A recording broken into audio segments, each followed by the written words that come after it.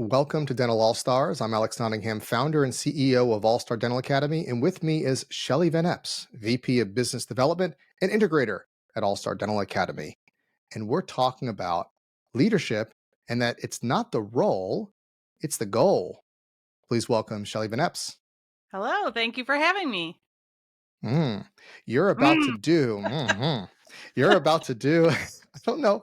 I have to figure that out. I always listen to the podcasts and people are like, thanks for having me. I don't even know what to say when they say that. I know. Good to have you too. It's nice to All see right. you. Sounds good. I already welcomed you, now you're telling me again. So we'll have to work on that. Well, here's like, yes, good. Okay. So anyways, you're about to do a whole leadership intensive. So Mhm. Eric Vickery, our VP, I know VP, he's the president. Excuse me. He's Oh the my gosh, you're president. the Take away VP. that V. He's the V. He used to be VP. Now, for the last 3 years, he's the president of coaching, and he's putting on a leadership program. We sold out. He's doing for the doctors, and you, integrator VP, you're doing it for the team, the integrators, Mhm. to help them support their doctors in achieving their goals, and all about leadership. Yeah. And so we figured, yeah, let's talk about leadership. That's one of your strong suits. And I do want to tell a story. I want to tell a story at some point, not yet, but I'm going to make a note about leadership, Alex, Shell. I'm making a note here. I'll talk about Okay, the I the know what it fire, is. the Yes, fire. the Yeah, the fire. I fire. want to talk about that because I'm going to release a podcast dedicated to you just on that, very short. But I figure let's do a little a note here while I have you because we're talking about leadership. Yeah. So tell me about leadership. There's a quote that inspired you that we'll kind of rally behind in this discussion. And tell me the Yeah. quote and why did it I inspire you? I actually saw it this morning and I thought, "Oh my gosh, that's perfect for today when I get to talk to Alex." So it said, "Great leaders don't set out to be a leader, they set out to make a difference. It's not the role, it's the goal." And so just going back to people who are leaders, they don't always intend to be a leader. I actually have an office manager, and that's what she said. She goes, "I don't want to be on leadership anymore. This isn't what I'm in this for. I want to be able to take care of patients." She's a hygienist. And she said, "I'm just here to take care of patients, but all the team keeps coming to me and asking me questions." I said, "That's because you're a leader. You are doing it unintentionally. And there are 5 different levels of leadership. And one of them is just being you and being who you are, and people follow you. And that's a good place to be. It's not to say that every leader is born that way, but man, if you have that right out the gate, how lucky are you that that's just the way that people want to be and they want to surround themselves with you or surround themselves by you. I don't know how you Yeah, well, say I that. hear Lady Gaga in Something. my mind. I was born this way, right? I was I born was as a born this leader. way. That's Yeah. right. I was born to be a Uh, leader. So excellent. yeah, it's really powerful, and it's something that I get so excited about because people get confused between management and leadership so often. And we did a podcast about this a long time ago, and that the office manager is obsolete. I And know. We got to do that again. Let's do that again. Yeah. it was you were like, "Ooh, you want to say that?" And I Well, you said, did a "Yes." you did a whole monologue on that. I'd like to follow up. Let's make a note to follow up about that more. And I want to you know interrogate you on why you're being so aggressive. Now, speaking of which, the other day I was speaking to you about this and I said, actually, we were on the call with Peyton, the CEO, former CEO of EOS International worldwide. Worldwide. They wrote all the books on EOS, and he said that the integrator is a great manager, and the let's just say the visionary is the leader. And you're like, I don't like that. I I'm a don't like that. leader. I'm not a manager. Ooh. And so I think where he was getting at, everybody, we want to imbue people with leadership. Everybody can have some modicum of leadership and leadership, and we'll kind of define that a bit as we go along. Management is actually it's not a dirty word. It can be in some cases because it's kind of like the office manager. Back to what you're talking about, is over time it's been quote perverted, I guess, not in that way, but like it hasn't been what it was supposed to be in some situations. It's a title, it's a Mhm. role, not a goal. It doesn't. It's just that I'm paying homage to you because you were a great team member. Like for my father's practice where he got in trouble, he had an amazing assistant, my godmother, wonderful person, and then she wanted to be office manager, wasn't good at it, but we had to elevate because of pressure and title. But I think a good manager is tremendous, and you are an amazing manager. You are a phenomenal leader. But a manager is something very rare, and I think management, a true manager, uh, is very very rare. I think we can teach people some leadership skills and emotional intelligence and things like that, but a manager is a skill set. So Mhm. I will say on the podcast, see, I'm coaching Shelly here. I do think you are an amazing leader, more than a manager. But I think manager, you are the top manager at our company, and I hope that others can learn how to manage the skill of management, the spreadsheets, the organization, and then using your leadership to inspire people. And there, like my management, I have some leadership capabilities. Management could use some help. That's just the organization and focus and consistency. So, anyways, that can be a whole nother topic: leadership versus management. We can get there. All right. Well, thank you for that. But I mean, that is something that really gets me sometimes, because people say, oh, you're a micromanager, and oh, you're You're always not. just telling me that you do things and that we need to do things this way, and it's your way or the highway. And these are different things that we hear all the time out there. But And we hear or you hear? I guess I don't hear it a lot personally, but I hear people complain. I talk to a lot of people, Alex, in Okay, my I know day. you do. You talk a lot. And Yeah, you so talk a I lot. talk Yeah, a lot. you Yeah. do. Thanks for Heather clarifying. too. Heather likes to talk. She's like, Shelly talks a lot. Oh my I like gosh, to but I love talk. her. Like it's I great. love talking. It's So my jam. I love it. no, you're great Um, at that. but truly, like when I'm talking with all the different people out there, it's I'm having a hard time getting them to do what they're supposed to do. Okay, well, how are you approaching that? And Sure. that's taking it from management into a leadership component, because you have to connect with the person who's doing the job. Yes, you can just say, it is what it is, get it done yesterday. I told you to do it.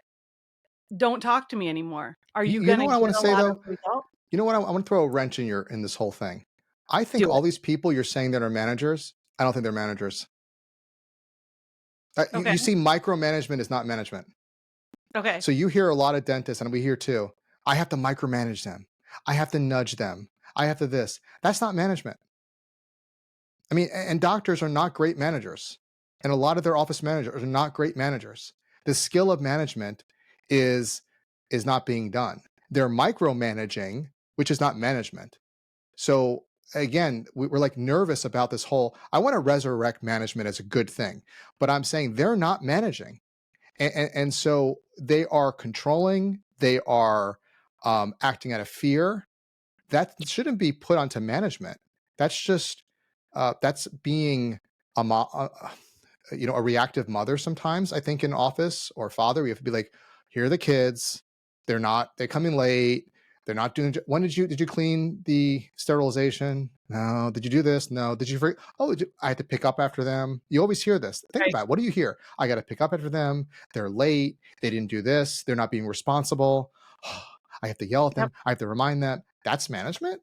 Now, I'm sorry. I got Right. my MBA. Not that I'm so high and mighty, but that's not what I learned in the MBA. They don't teach that. So Right. where did management become a bad, you know, I mean, management should be overseeing systems and processes. that's right. When it's down to its core, that's what it's Correct. about, is overseeing the systems and the processes.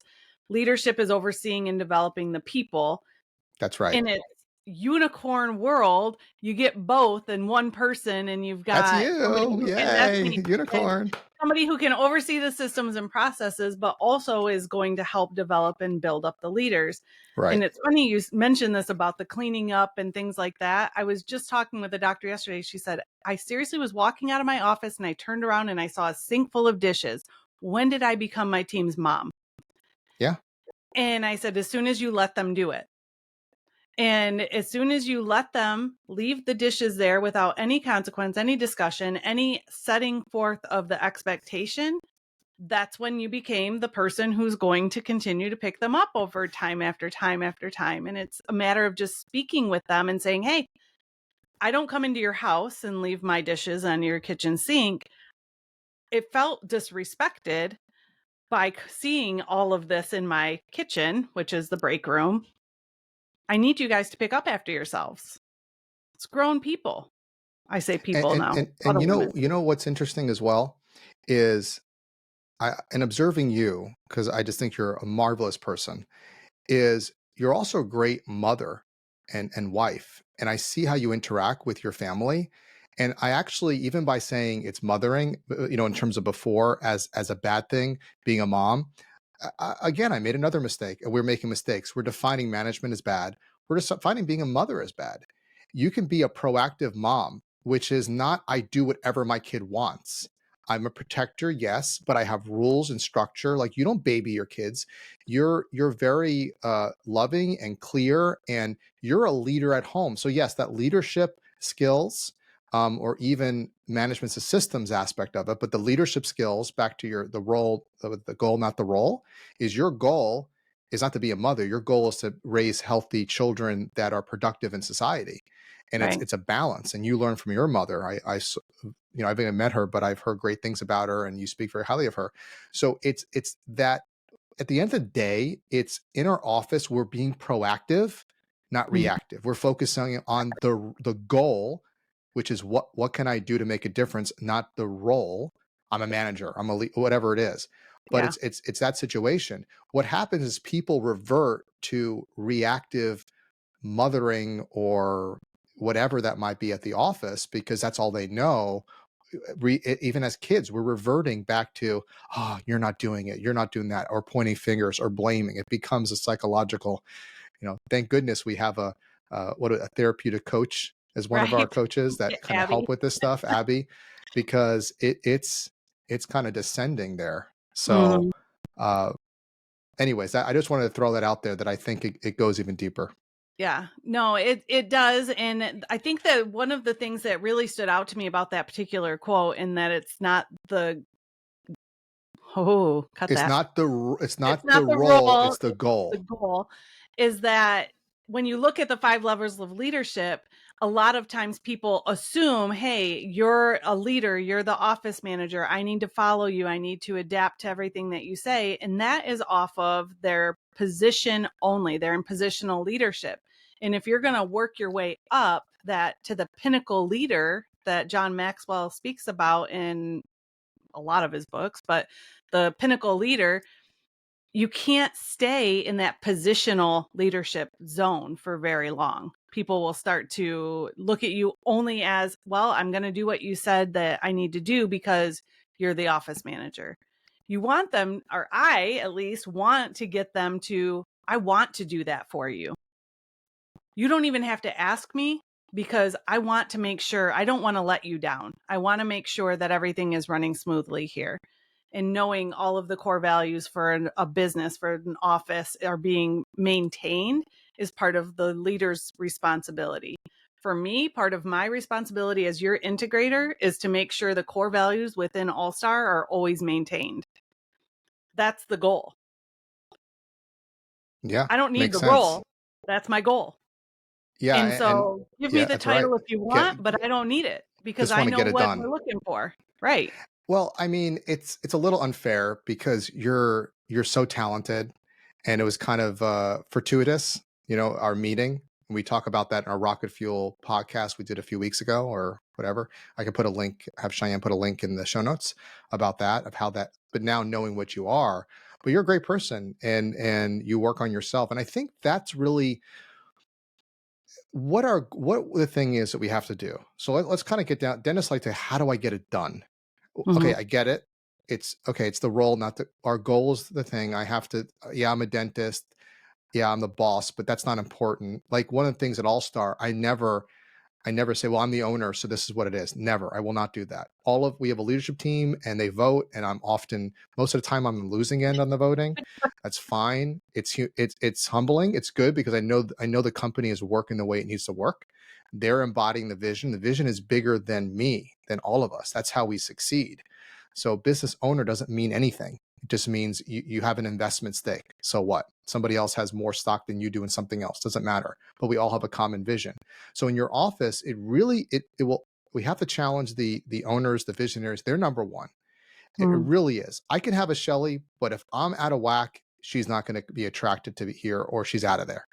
It really doesn't mean that me or someone you're listening, doctors or entrepreneurs or owners, that you have to be, you know, tremendous and fantastic. Just don't get in the way of the vision of what you're Right. setting forth. Watch your ego. And you, number one, better be being coached. You should have a business coach, like what we do.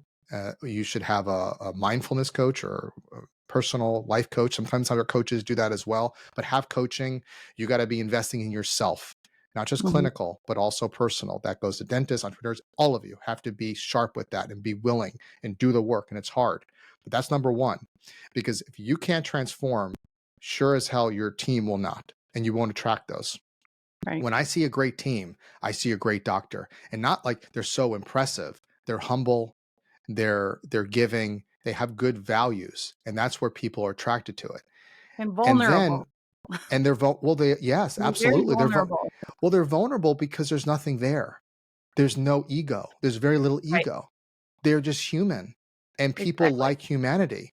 And then once we establish that, and it's a big if, but that's number one, then you can orchestrate transformation. As I talked about this in the past. So how do you do that? I talk about the 5 steps to an all-star business. We'll put a link to that, all-star practice, put a link to that.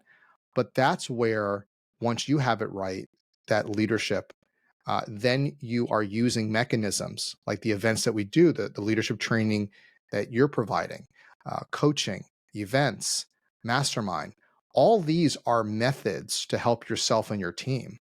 Mhm. And you really, so that's where we're rallying behind. How do you get it done? And it was interesting. I posted the other day, just today, Shelly, on even my personal LinkedIn about the mastermind. And somebody outside of dentistry is like, yes, those 5 steps, that's amazing. And the mastermind's amazing too.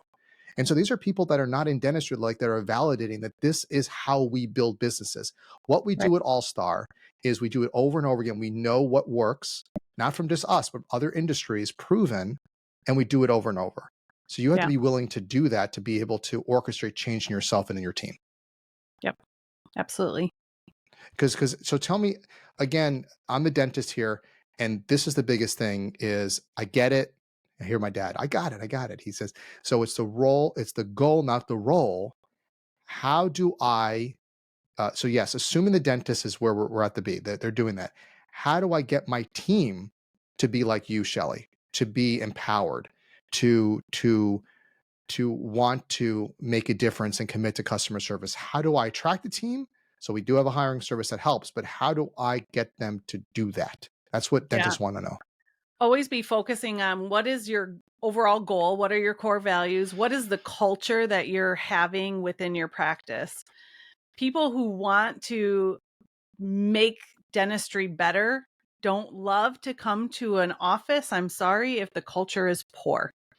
And so you only allow, I use this a lot, and it's a matter of your team is only as strong as your weakest link. And I'm not all about, firing and things. I'm more about bring that person up. We talk about the 80-20 rule a lot. You have 20% of your team is causing 80% of the problems.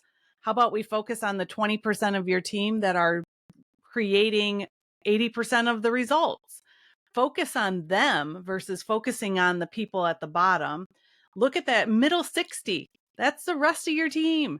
They're looking to be persuaded one way or another. They're looking to be inspired to go one way or another. Are they going to head up towards the 20% that are at the top of your practice or the 20% that are at the bottom?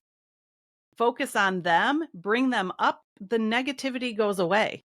They self destruct. They take themselves away because the rest of the team is heading the other direction. That's right. So focus on the good. The good gets better.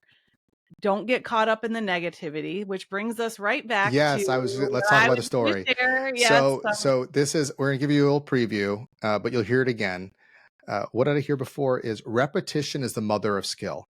I was talking to Heather. She's like, well, we need to talk about phones more, because people love phones. But she's like, well, but we discussed this already. I'm like, yeah. So we'll say it again and again and in different ways, again and again and again, because it's so needed. Mhm. Repetition is the mother of skill. I mean, and I love Ram Dass. He said, a quote, when he tells a story, he says, I'm going to tell a story again. You probably heard it, but imagine how many times I heard it. Right. Well, and think about sports. You don't go to practice one time and then say, Right, "Okay, I'm ready for the game." right. You gotta You hear it do it over and over. again You and gotta do it again and again and again. again. Absolutely. Exactly. Especially when it's important. You realize we talk in our one of the other episodes about phone skills and about the 1.2 million you're using losing a year in LTV, lifetime value of patient. All right. So we have an event that sold out. And well, we got a late start to it because of a bunch of things and you taking over from a prior person and then whatever. And we're like, oh no, we have like 4 months or so now to promote it. And I'm like, we have nobody. Okay. And I'm like, getting nervous. And I'm just like, can we pull out the event? And I'm calling, what's the refund policy? What's this? What's that? What's that going to cost? I'm like, oh no. And I'm like, Shelly, what are we going to do? I'm freaking out. And you're like, Alex. And you're like, okay, what you said you can be a firefighter or firelighter. I go, okay, what are you talking about? Just what's going She goes, go read. Dr. Maxwell talks about this in this book. I'll go, yeah, oh, the book. So I wrote it down and immediately I got the book. I read it. And I think it was like the next day I said to I you, don't even know if it was the next day. It might have been or that same day. that day, I read it and I'm like, I read the book or I read that section. She's like, you did? Because you were a little bit surprised. You're like the CEO, because we're getting to know each other. This is like your year anniversary. Yay. It feels Yes. like you've been with us for the beginning. And the reason is because you're so aligned with their values. It's like this is home for you. And and so you were surprised that a CEO, this visionary, whatever, talk about vulnerability, would listen. Absolutely, I'm going to listen. Now I listen to everything you do and say. And so he was talking about this idea that a firefighter is someone that cools things down, that brings the fire down. A fire lighter, when adversity hits, will make it hotter, will make it worse. And what are you? And there's this, I'm going to talk about this in this podcast, but I'll give it away. There's these 3 C's in terms of handling adversity. It's going to be, you have to catch the problem, which is, oh no, I'm worried about this event. You have to then check, what are my options? What's my logical, rational options to this? I can do this, I can do that.